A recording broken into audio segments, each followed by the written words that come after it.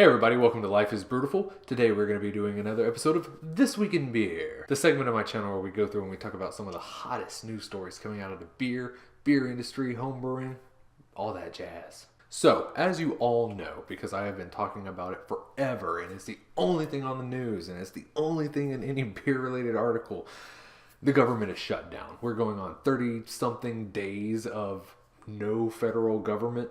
And it's getting a little crazy out there. And with that federal government shutdown comes a big stall to the craft beer industry because the way that the whole three-tier system works and all that other crap, the craft brewers, to be able to sell their beers across state lines, have to get federal approval from the TWIB for new labels and new beer approval before they're able to ship them across state lines. Now, they're still able to do that in their own state, just not across state lines, which really puts a damper on those breweries who've built up their business models to be in a distribution footprint as their primary method of attaining revenue. And like I said, this has been going on for a long time, and that's pretty much all that's been going on with it. You know, it's just been in a dead gridlock and everyone's just been waiting for it to blow over. But things changed this week, just when I thought that we couldn't squeeze any more news out of this. DC-based Atlas Brewing has decided that they are going to file a lawsuit against the federal government, particularly against the Trump administration, who he did kind of take, responsibility for the whole shutdown. So it kind of opened him up for legal liability, possibly. But not only that, but they're actually going after the head guy at the TTB. Atlas is claiming that the government shutdown is preventing them from being able to sell their beer. No problems there. That makes total sense. But here's where it gets interesting. They are claiming that the federal government is infringing on their First Amendment right to free speech, claiming that beer labels are an art and the beer itself is an art, and by prohibiting that, their ability to get it and regulate it and sell it themselves, that is an infringement of their First Amendment right to free speech. Additionally, Atlas Brewing is requesting a restraining order against the acting U.S. Attorney General, Matthew Whitaker, for some reason. Now, what's so interesting about that decision is if it is approved, it would mean that Mr. Whitaker and the TTB would be unable to try and prosecute Atlas Brewing if they went ahead and made their state line distribution crossing anyway. Here's what they had to say in a statement. Because, as a matter of law, no mechanism exists by which brewers might obtain a certificate of label approval for their beer, criminalizing the publication of unapproved beer labels violates the First Amendment right of free speech on its face and as applied to Atlas Brews. That's a bold strategy, Cotton. Maybe it's not an entirely fruitless one. In the past, federal courts have made a determination that craft beer labels or beer labels as a whole, can be seen as art, which would put them under the umbrella of free speech. Most notably comes with Flying Dog Brewing with their battle against the state of Michigan, where they were unable to sell their beer, the Raging Bitch Belgian IPA, because Michigan thought it was too offensive. After a long and lengthy process, they were actually able to win that and were eventually able to sell their beer in the state of Massachusetts. Damn it, I keep saying Massachusetts. I mean Michigan. Sorry, Massachusetts. And that's all good and well and everything. But the real test will come with that restraining order. Alright, so hear me out. I'm not a lawyer. I don't claim to be a lawyer. I don't know that much about the law. Alright? But the way my brain is processing it, if they were successful in getting that restraining order from Mr. Whitaker, the TTB wouldn't be able to go after them because it could be seen as a witch hunt or a conflict of interest. However, if that does get approved, it opens up a pretty nasty legal precedent where they could be like, hey, I'm about to commit a crime, but I do feel a little prejudice against the law enforcement. So in order to make a safety net for myself, I am going to sue them for a restraining order, preventing them from being able to come after me when I actually do commit the crime. Now, I don't want to lump selling your own beer across state lines, which would normally be fine as a crime, but under the strictest, most brutally blunt terms, that's kind of what it is, That would be like if, let's just say, someone in your local hometown was like, I'm going to go rob this gas station, right? But I know that the local cops are going to be coming after me for that. So to prevent that, I am going to get a restraining order against it. That way when I rob the bank or gas station, whatever this scenario is, that they won't be able to come after me. I know it's not quite one-to-one, but that's essentially what I'm getting out of this. So I gotta say, I do think it is a little futile in that respect because no federal judge is gonna grant that. Like, that would just be a huge mar and basically end their career if they were to open up that massive loophole. I also don't know if going directly against the Trump administration is the best course of action for Atlas. Yes, the Trump administration is currently top dogs in the federal government. But your beef is mostly with the TTB, even though it is, a bipartisan issue where they can't seem to get their shit together enough to be able to open up the TTB again. But I feel like this should be more focused directly towards the TTB for not having any type of safeguard in a scenario like this. I definitely think they should push the free speech lawsuit even further because that could set a nice precedent for future instances in the future for other breweries who come across any type of issue where, like Flying Dog or even Bad Frog way back in the day, they would be able to have this as, a reference. Be like, look, the federal courts have already claimed that it's free speech, so get off my back. But I just don't really think going after the Trump administration is really going to help anything. I don't think Trump gives enough of a shit about the craft beer industry to really even notice this. I don't know. I got mixed feelings on it. I feel like their heart's in the right place and they got a good idea, but I think they're executing it poorly. So I'm not a lawyer. I don't know. So if anyone out there does have a little bit better of a professional legal insight onto this, please let me know what I am getting wrong and maybe what you would advise Atlas Brewing to do. I'm interested. I'm real interested in what anyone has to say about this, so let me know. Moving on to beer that was announced or released this week, we first take a look at Firestone Walker. Firestone Walker is jumping on the hybrid beer bandwagon by releasing a hybrid wine ale fusion. They brewed a 5% nondescript beer, which I'm assuming is very, very light based off of the pictures, and they blended it with 200 tons of grape must.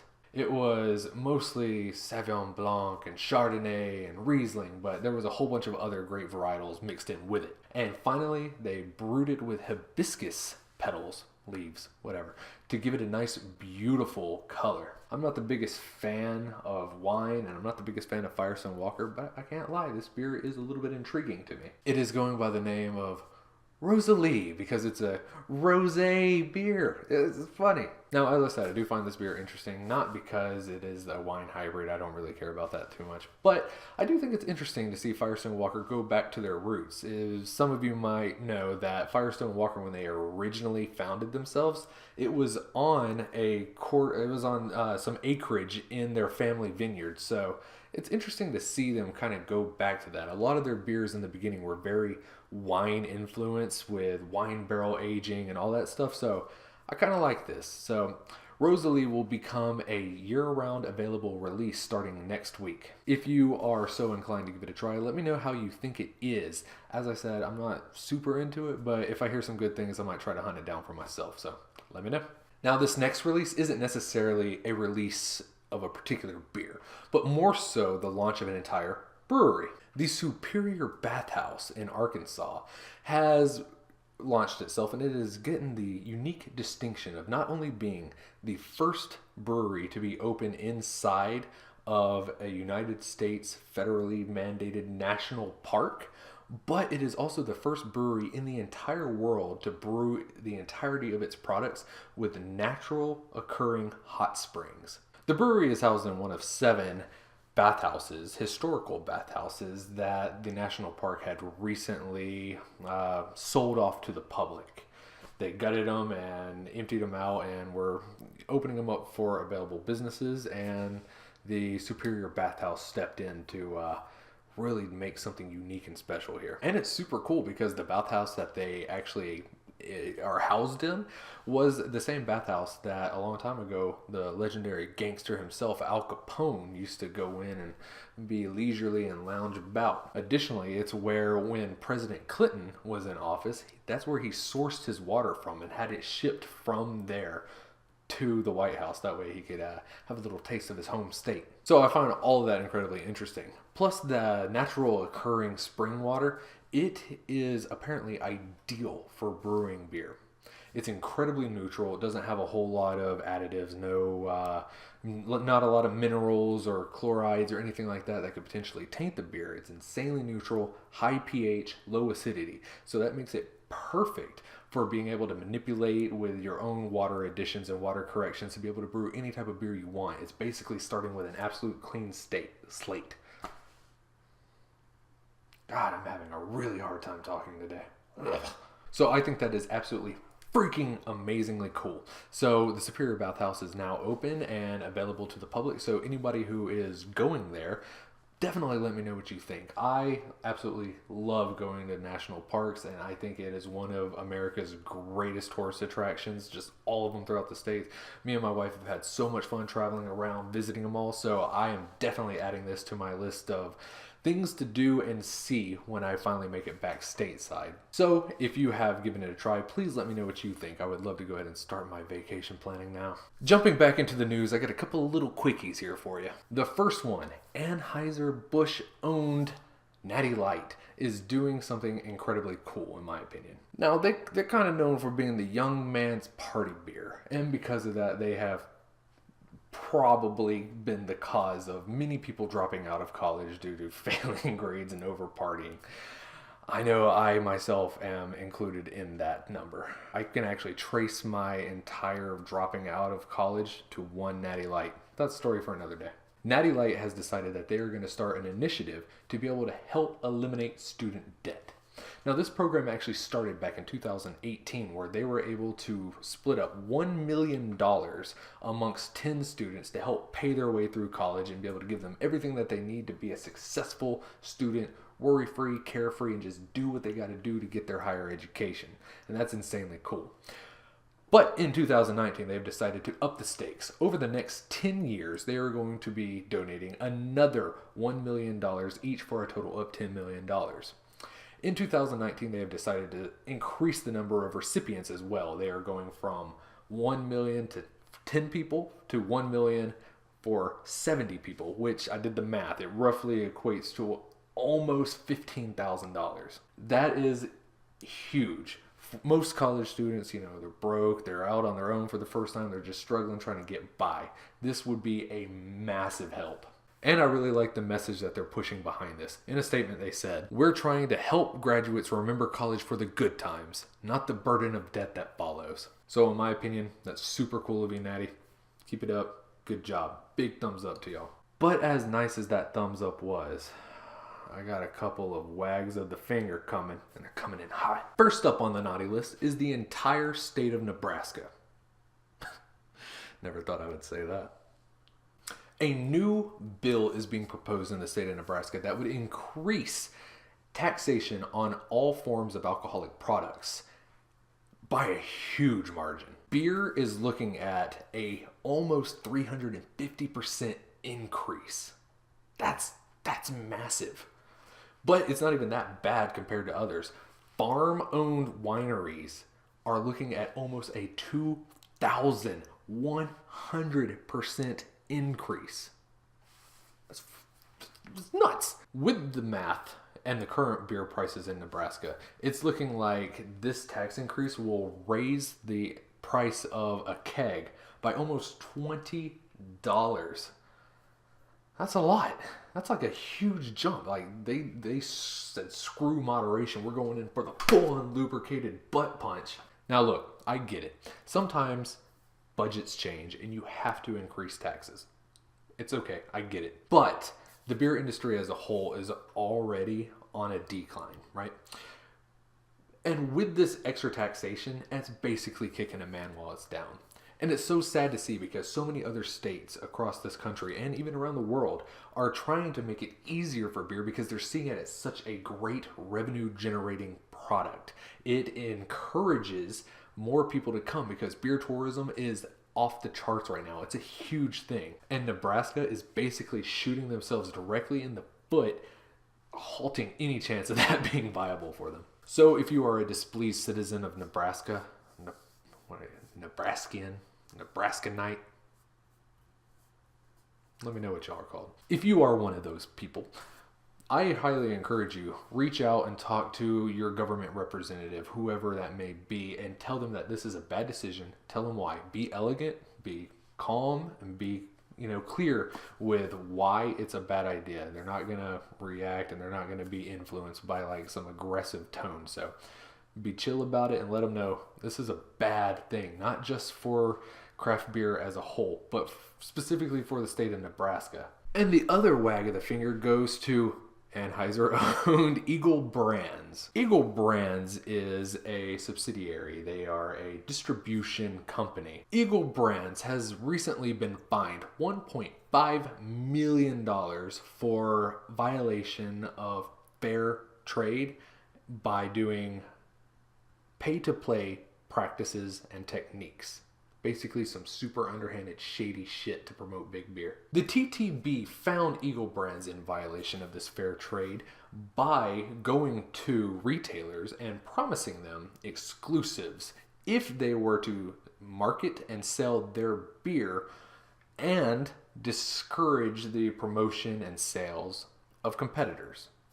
To do this, they offered free beer tastings for consumers. They offered kickbacks and rebates, and they even gave them free draft and refrigeration machinery to be able to enhance their own product shelf life. Of course, none of the competitor beers were going to be able to enter into that, so pretty shady.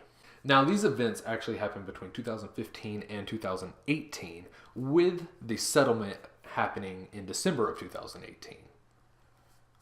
But the actual ramifications and the total outline of everything that came out of this were just recently released. So, old story, new to us. All right, so here's what makes this whole thing the worst. Eagle Brands probably did way more than $1.5 million worth of damage to the entire industry in Miami, right?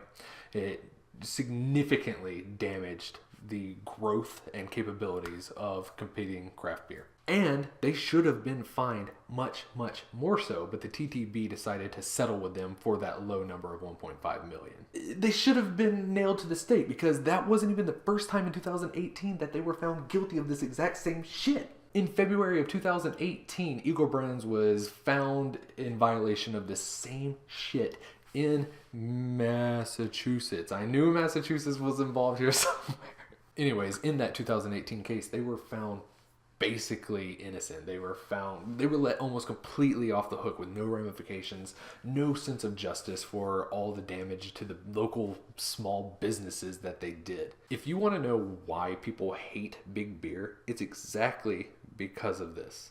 Like, this is literally to the T why people are so against them, because they do shady, underhanded tactics, and they're all out there, oh, it's wine and spirits that are the biggest threat, when in all actuality, it's shady, underhanded practices like this.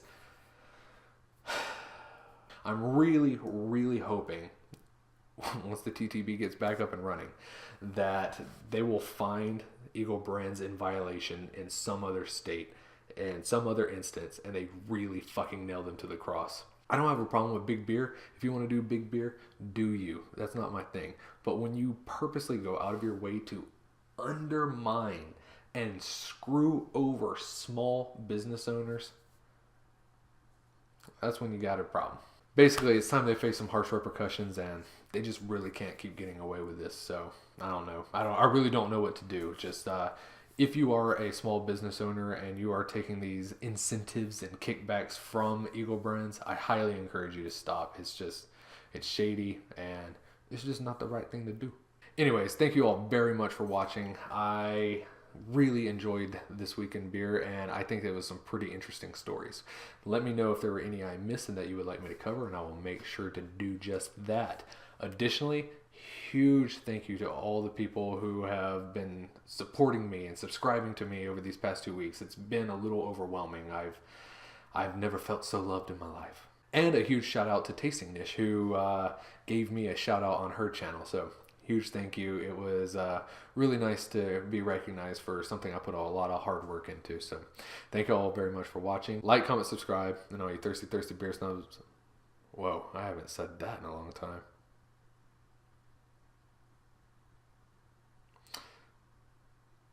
Thanks for watching. Cheers.